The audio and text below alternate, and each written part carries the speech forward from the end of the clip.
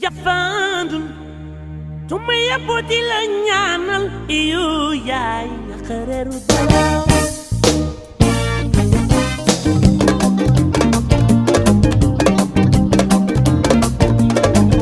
piki no bin yaay ramatu de kay na wando dong warulu tontu Internautes sans limite sn.com bienvenue dans votre émission 15 minutes sans limite alors comme promis rek nee na leen chaque émission dañuy indi ndaanaan mais tey nag dama dajeek ndaanaan yi kooku mooy kan DJ Awadi moom laa fas yéene dalal tey fii ci sans limite en 15 minutes sans limite c'est que moom waxtaan bu yaatu mais balaa ñu ciy dugg rek dañ koy bàyyi mu nuyoog internautes yi nga xam ne ñoo koy seetaan DJ ñoo ngi lay nuyu di la ziar. waaw di leen nuyu di leen remercier aussi ci visite bi ça fait plaisir sans limite maa ngi koy suivre ci réseau yi et vous faites un excellent boulot donc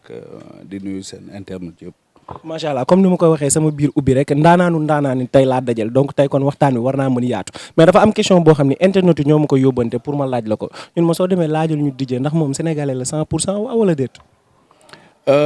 Écoute man duma sénégalais 100%. Sama papa béninois la sama yaay cap-verdienne la ma juddoo Sénégal ñu ngénte ma Thiès sama papa nag il avait été adopté en Casamance dans un village qu'on appelle Djinaki donc voilà mon histoire. loolu mooy histoire am comme internet ni ñu ko doon waxee rek nee nañ DJ moom dañ koy dégg tout le temps français rek lay làkk même buy def ay émission sax man leen tey nag sama émission DJ ba mu jeex du ma ko may mu làkk baatu français tey olof rek lay wax ba keroog muy jeex on est d'accord. mais yow déjà commencé nga at wolof bi ak français bi. non man dama koy mixé mais yow dama bëgg tey nga waxtaan lépp olof maanaam nga bañ cee dugal baatu français tey loolu lañ ma yóbbante gars yi ñoo la koy ñaan. waaw loolu danaa ko jéem mais bon mënoon nañ ci boole ay Joola ay Njaago. ba tey. voilà ok kon nag. mën na nekk. yaa ko tere ne. nga nekk un des précurseurs ci li nga xamante ni moom mooy mouvement hip hop fii ici au Sénégal bu ñuy wax rap 90 kenn du la ci génne nga nekkoon daanaan nga nekkoon membre fondateur ci li nga xamante ni moom mooy groupe boobu noonu di PBS c'était comment nan ngeen créé groupe boobu. PBS nuñ ko créé en fait man ak dégg ci dañu doon daje benn boîte bu tudd Sahel léegi boîte boobu toj nañ ko foofu lañ doon def ay concours fecc ay concours rap. donc foofu la ñu doon daje et puis à un moment ñu xam ne ñaari groupe yi mooy groupe dégg ci King MC ak Sam Boss ñoo bokkoon philosophie maanaam ñun ñaar ñëpp suñu groupe yi suñu philosophie panafricanisme la c'est-à-dire ay Kwame Nkrumah lañ doon waxtaanee ay Cheikh Anta Diop ay Thomas Sankara et puis ñu xool ne vraiment au lieu ñu nekk fii di dóorante ay clash ci boîte yi moo gën ñu ànd boole suñu doole yi pour créer benn affaire bu bees benn affaire bu am doole mooy groupe Positive Black Soul et puis yàlla jàppale ñu et puis Positive Black Soul am chance su inspiré ñu bëri ba aujourd'hui mouvement hip hop sénégalais nekk réalité. C'est grâce à vous je peux dire parce que yéen a exporté li nga xamante ni moom moo di hip hop bi mais est-ce que lu yomboon la. non musul yomb parce que dès le début ba ñuy tàmbali ñu bëri kenn gëmuñu woon parce que affaire bu bees la woon xam nga suñu pantalon yu rëy yi suñu t-shirt yu rëy yi suñu casquette yu bizarre yi ñuy dëngal xam nga bon gars yi pour ñoom affaire bu bizarre la woon et puis booy ñu jékki-jékki di commencé déglu lu ñu doon wax xam ne booy dañu dooj ñoom pour qu'ils se prennent di jaay révolutionnaire di clash gouvernement bi ak yooyu donc déjà amoon na problème entre ñun at mag yi mais jeunesse bi très tôt dafa adopté suñu philosophie donc rapidement ça s'est transformé et puis gars yi commencé di ñu jàppale ñu am chance très tôt dajeek ku mel ni MC Solar mu gis suñu talent vraiment miir ci invité ñu France suñu premier voyage et puis mu présenté ñu vraiment monde culture bi yëpp monde hip hop bi yëpp ñoom ñëpp adopté ñu et puis ñu am aussi chance Baaba Maal di enregistré album 93 mooy Fire in Fouta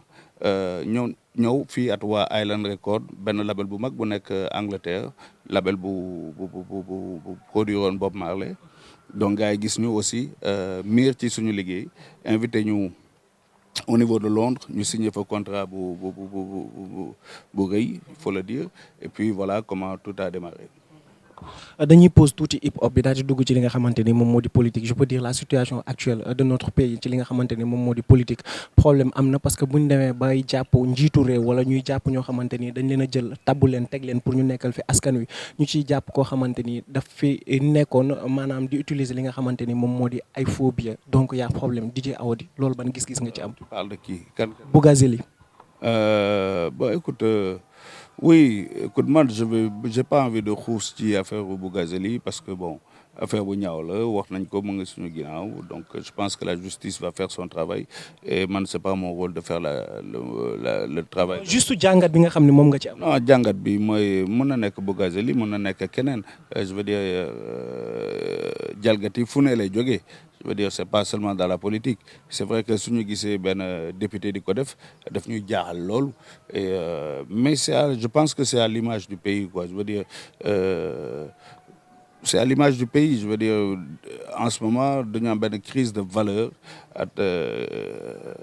crise de valeur boobu tax na ba kenn xamatul lan mooy sa rôle ci société bi mais comme je t'ai dit bëgguma ci xuus parce que comme on n'a pas encore jugé cette affaire c'est très difficile pour moi mener damay accuser tel ou tel de quoi que ce soit en tout cas bu ñu déggee loolu ñaawlu nañ ko loolu donc mais voilà je veux pas être juge à la place du juge. d'accord ba tey rek ñu jàllaat ci feneen fii parce que visité li nga xamante ni moom moo di sa page Instagram gis nga posté fa ki nga xamante ni moom moo di Guy Marius Sagna gisaat nga posté fa ki nga xamante ni moom moo di Kémi Séba mi nga xamante ni dañ ko expulsé maanaam dañ ko toroxal fële na la nga xamante ni moom moo di AIBD loolu noonu bañ gis-gis nga ci am. mooy lu nga wax da nga ne Kémi Séba dañ ko toroxal loolu ñëpp a koy ñaawlu parce que pour ñun benn frère africain booy défendre cause africaine war nañ ko mën a bàyyi surtout su dee béninois je pense que mën na am libre circulation des biens et des personnes su ñu nee dafa am benn dañ ko war a juger fii pour man c'est très normal mu ñëw taxaw ci jugement am donc je pense que gis nga ku mel ni Kémi Séba soo ko tere soo ko bloqué donc da ngay dëggal ci liggéeyam xam nga da ngay jëmmal combat am donc je pense que man daal su ma nekkoon nguur bi du ma def erreur boobu parce que même en termes de communication en termes d'image dafa ñaaw pour Sénégal qu'on refoule benn Africain sur le territoire sénégalais Kémi Séba activiste la il se bat pour l'Afrique dafa am ay point de vue di ko défendre lanceur d'alerte la nañu déglu lu muy wax je veux dire surtout Sénégal amul lu ñu waxul ci CFA tu vois donc pour man c'était une mauvaise idée de toroxal ko biir aéroport parce que pour man benn frère africain war na mën a ñëw défendre ay idée même si dee bokkuñu idée mu ñëw défendre ay idée am parce que pour man loolu laa gëm pour Guy Marius aussi Guy Marius pour man activiste la geste bu mu def c'est dans le cadre de l'activisme la ko defee donc du terroriste mu nga jàpp ko 3 mois noonu alors que on a vu des gens yoo xam ne def nañ fi affaire yu ko gën a graaw et puis ñu génne leen wala kenn tëju leen sax donc Guy Marius xam nga ñun ñëpp dañuy jéem a xeexal jéem laay wax suñu askan mais Guy Marius je pense que ñun ñëpp soñu jëlee moo ci gën a sincère loolu moo tax mu am émotion bu rëy parce que plus de 80 jours en prison pour benn lanceur d'alerte vraiment je pense que Sénégal war nañ dépasser loolu et que bàyyi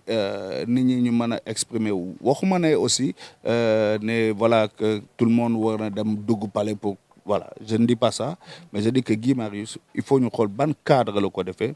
et puis qu'on remette les choses dans leur cadre lanceur d'alerte la activiste la soo demee Maison Blanche Washington di nga gis ay devant la porte ci grille yi gars yi foofu la ñuy manifester tout au long de l'année donc je pense que l'Amérique n'est pas une plus grande démocratie que le Sénégal donc on doit laisser aussi nit ñi ñu mën a exprimer wu waxuma nag parce que Guy Marius c'est un non-violent la même chose pour Kémi Séba c'est des non-violents donc maintenant ils ont des techniques pour alerter pour yee askan bi ci ay problèmes donc et puis problème mu électricité bi tu vois c'est des vraies choses tu vois donc je pense que war nañu mën a dans ci suñuy réponse être plus subtil. Tu vois, parce qu'aujourd'hui, Guy Marius va devenir un martyr. Il va devenir un héros. Il va devenir l'image de la résistance. Et qui a fabriqué ça? C'est le système. Tu vois? Et moi, je dis, c'est quelqu'un de très sincère. C'est quelqu'un que j'apprécie beaucoup, pour qui j'ai énormément de respect. Et je pense que sa place n'est pas en prison. mais mbir mi dafa mel ni politique daf ci laxasu parce que boo xoolee arrestation c'était avec presque 8 personnes mais ñoom ñëpp relâché nañ leen ba mu des ki nga xamante ni moom moo di Guy Marius Sagna askan wi tamit ñu ci bëri jàpp que ni politique moom moo ci laxasu même li nga xamante ni moom mooy expulsion ki nga xamante ni moom moo di Kémi Séba ñu bëri dañ ko jugé nécessaire li nga xamante ni moom mooy que ni politique kese moom moo tax ñu def loolu. Mais bien sûr,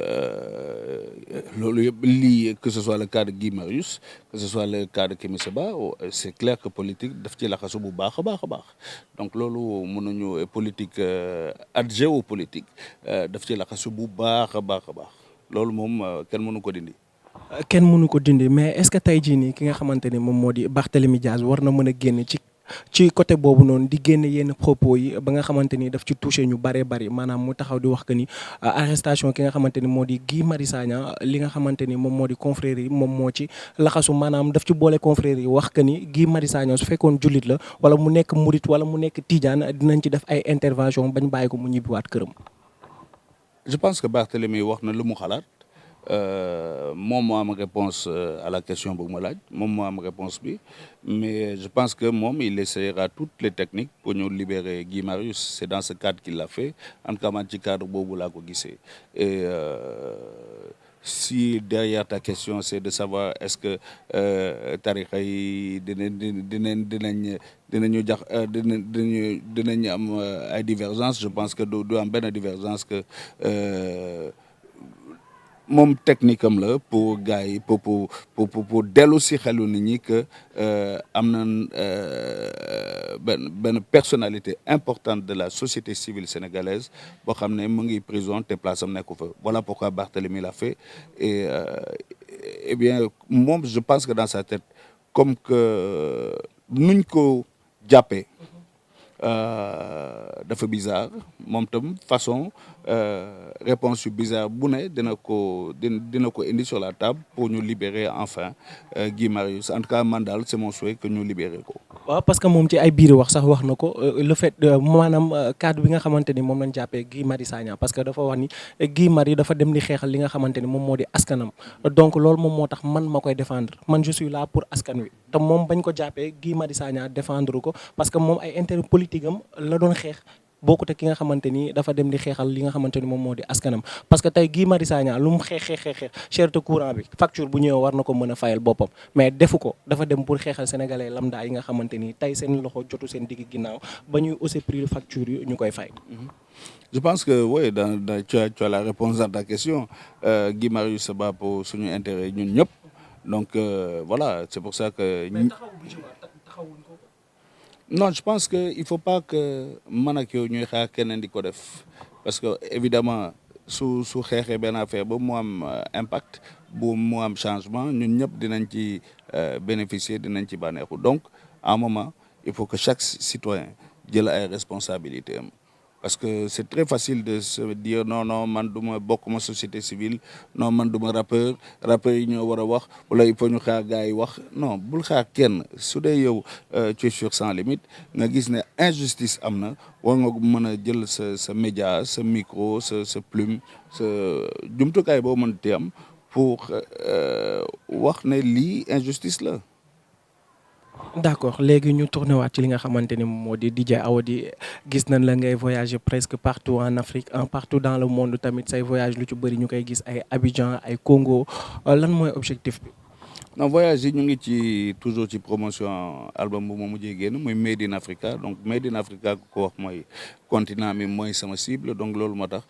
fu ne dinañ fa dem ci continent bi parce que non seulement c'est important aussi partager suñu liggéey mais aussi continent bi moom Afrique man moo may inspiré Afrique moo ma yiital donc war naa dem fu ne jusqu'à présent def naa 44 pays su doon sama sago ma def Afrique 54 xaw ma 55 pays yëpp ma def leen voilà. dafa mel ni ci li nga xamante ni moom moo di wàllum production ci la DJ Awadi gën a miser parce que dañuy gis ay révélation yu bari yoo xamante ni ci yow la ñuy meññee. waaw production ak détection talent je pense que sama rôle la suñu génération loolu mooy suñu mission war nañ ko def parce que am na ñu jàppale nee naa la Baaba Maal daf ñu jàppale ku mel ni Moïse Ambroise Gomis daf ñu jàppale ak ñeneen ku mel ni Demba Ndir qui était le patron du Sahel daf ñu jàppale ak ñeneen ñu bëri donc ñun tamit war nañ mën a suñ ko mënee jàppale ñi nekk suñu wet ñu gis ne am nañ talent ñun aussi ñu tendre leen une petite perche nga xam ne ñu mën a def ñoom tam seen carrière du tey lañ koy commencé te du suba lañ koy arrêté loolu suñu mission la suñ ko defee suñ ko deful suñu mission la. d'accord sa mission la kon mën nañ jàpp que ni comme ni nga defoon ba bokk ci ñi indi ki nga xamante ni moom moo di Davido fii nii Sénégal ba tax sénégalais yëpp découvrir ko est-ce que yaa ngi def même chose pour yóbbu jeune talent yi nga xamante ni tamit ñoo ngi fii nii Sénégal en dehors ci yeneen pays. si ñu ngi yóbbu talent yu ñuy joobal un peu partout je veux dire maa ngi doon liggéey ak Daniela ànd nañ fi fu ne avant maa ngi doon ànd ak Carlou D yóbbu naa ko fu ne tey Kokka la ñu ngi dem fu ne ànd ak moom loolu suñu devoir la quoi voilà loolu moom doo jàppale benn artiste nga bàyyi ko fii muy végété te du am expérience internationale pour man artiste su ma liggéey ak yow il faut que suñu pare nga mën a beeg sa daara aussi et puis mais nga am nga mën a am ay armes yu solide parce que musique jungle la il faut vraiment nga mën a xeex il faut vraiment nga xam tous les cax de ce métier parce que dafa bëri ay cax dafa bëri ay piège dafa bëri ay yombul daal donc artiste soo koy formé donc koy jox formation technique mais aussi expérience internationale. d'accord mu bëggoon xam rek sa relation ak yenn dirigeants africains yi. sama relation ak yenn dirigeants africains je vois pas aw ma ay relation ak ay dirigeants africains xam naa quelques-uns ñu xam ma y en a yoo xam ne on s'est connus avant ñuy toog y en a yoo xam ne ils sont dans des gouvernements mais bon j'ai aw ma ay relations particulières et puis mon but c'est pas de rechercher ay relations. sa diggante ak ki nga xamante ni moom moo nekkoon Thomas Sankara. Thomas Sankara mosuma ko xam mosuma ko gis quand il était président c'est bien après la intéressé wu ci liggéeyam ma xam ne kii source d'inspiration la kii ku gëstu ci jaar-jaaram vraiment war nga mën a xeexal sa continent war nga mën a xeexal Afrique donc chaque fois saa su ne damay gis ci jaar-jaaram affaire yu mu def di xeexal dette africaine bi di xeex pour consommer africain di xeex pour plein de choses ma xam ne kii ku inspiré wu ci moom di nga mën a avancer loo continent bi donc dafa nangu joxe bakkanam pour Afrique donc waxuma ne ñun am nañ sañ-sañ boobu mais en tout cas war nañ mën a jéem a def ni moom pour ñun aussi placer faire avancer un peu le problème de l'Afrique. Avancer un peu le problème de l'Afrique et c'est très important nit ku la xam ni yow ku bëgg sa réew nga ci un vrai patriote ñu bëggoon xam rek balaa ñuy tëj li nga xamante ni moom ngeen defoon daaw muy 30 ans yi nga xam ne moom ngeen fêté li di PBS Positive Black Soul comme ni nga ko waxee est-ce que mën nañ leen xaaraat ci 2020 bi. ci 2020 bi parce que pour ñun ba léegi fêté wuñu 30 ans yi parce que lu ñu bëgg c'est un vrai budget donc daaw on n'a pas pu mottali budget bi donc on a dit dañuy reculer parce que lu ñu bëgg mooy lu rëy su dee dañu war a def lu ndaw duñ ko def donc man ak dégg yi je pense que am nañu ay ambition pour le continent bëgg nañ mu nekk benn fête du hip hop mondial que américains yi ñëw français yi ñëw africains yi ñëw pour ñu péter 30 ans de hip hop au niveau africain yàlla def na ñun sooy bind histoire au hip hop mondial à un moment di nga wax ok à un certain moment hip hop démarré na Afrique avec un groupe qui s'appelle Positive Black Soul on l'a pas cherché mais yàlla moo ko def donc ñun aussi on a le devoir su ñuy def dara ñu toj ko quoi donc voilà pourquoi on s'est dit dañuy reculer pour que 2020 bi ñu mën a def benn cérémonie bu rëy et puis inviter ñëpp que ce soit une belle fête du hip hop parce que soo gisee ay génération yu bëri jaar nañ ci hip hop ñu ngi ci am na ñu bëri aussi bàyyi nañ mais ça fait 30 ans aujourd'hui donc aujourd'hui suñu doom yi ñoo téye yëf yi donc voilà on aimerait que anciens yi ak jeunes yi ñoom ñëpp ñu bokk benn scène ñu jógee États-Unis ñu jógee Europe aussi ñu jógee un peu partout dans l'Afrique Nigeria et dans beaucoup d'autres pays ñëw fii ñu def benn fête bu rëy. ginnaaw bi nga xamante ni yaa ngi ci promotion album bi ñu bëggoon rek nga jox internet yi nga xam ñoom ñoo lay seetaan li nga xamante ni moom mooy say projet futur balaa ngay tàggatoo ak ñoom. projet futur yi bëgg naa génne ñaari single bu may jagleel jigéen yi donc loolu pour dootul yàgg du tout ñu ngi ci liggéey pour génne ce projet spécialement pour jigéen ñi donc ñu ngi koy waajal et puis après aussi ñu ngi liggéey man ak Déguiti ci album mu 30 ans yi ñu ngi liggéey aussi ci benn film donc daal ñu ngi ci loolu et puis di leen annoncer que émission bu ma doon def RTS Sénérap TV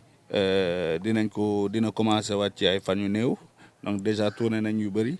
donc Sénérap mu ngi ñëwaat et di ngeen gis je pense que benn émission boo xam ne dina am niveau et puis kàngamu hip hop bi yëpp dem leen ci invité non ñun dañuy tooj rek man xaw ma non tooj rek waaw non mais non écoute man clash bokk na ci hip hop saaga ndey pour man moo ci bokkul donc loolu génération bu nekk da ciy jaar ñun jaar nañ ci ñeneen jaar nañ ci oui bien sûr amoon na ay clash mais amuloon saaga ndey tu vois même man ak Déguiti ci clash la ñu xamante voilà ku nekk amoon na groupe am ku nekk di bàkku ne yaa fi mën donc loolu ci la bokk xam nga ci hip hop la bokk xam nga mbër il faut que mu bàkku voilà donc waaw mën na bañ a ñaaw quoi tu vois mais je pense que même clash bi passé nii gis nga dafa teel a passé parce que boy ils ont compris que loolu mënul wéy bon jàll na quoi. bon je pense que bon loolu je sais pas lu tax ñu def ko donc c'est pas moi aussi de dire lu tax ñu def ko mais ce que je peux te dire c'est que ci hip hop la bokk et mais passé na quoi donc c'est pas la peine ñu koy yëngalaat quoi. donc waaw di la remercier et puis remercier Sans Limites parce que vraiment c'est un gros travail chaque fois damay impressionné wu ci qualité ak qualité et quantité de travail que vous abattez donc vraiment bonne chance et longue vie à Sans Limites. One love. merci beaucoup ci disponibilité bi tamit ñëpp xam nañ ne amoo jot te yow yaay ndaanaan yi nee naan Awa di la super ndaanaan internet sans limite sn.com yéen a ko gisandoo moom lañ dalaloon tey seen émission 15 minutes sans limite di leen jaajëfal baax a baax ci teewlu bi di leen fàttali tamit ngeen abonné ci Sans Limite TV di leen joxaat dig daje ak beneen non ndaanaan amatul sax ndaanaan jeex na ki mooy Buur Kaaf ak beneen invité merci et restez sur Sans Limite TV. Tuma yabo di la ñaanal iyo yaay xareeru dalaw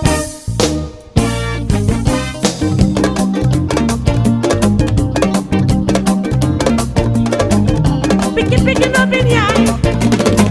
ramatu de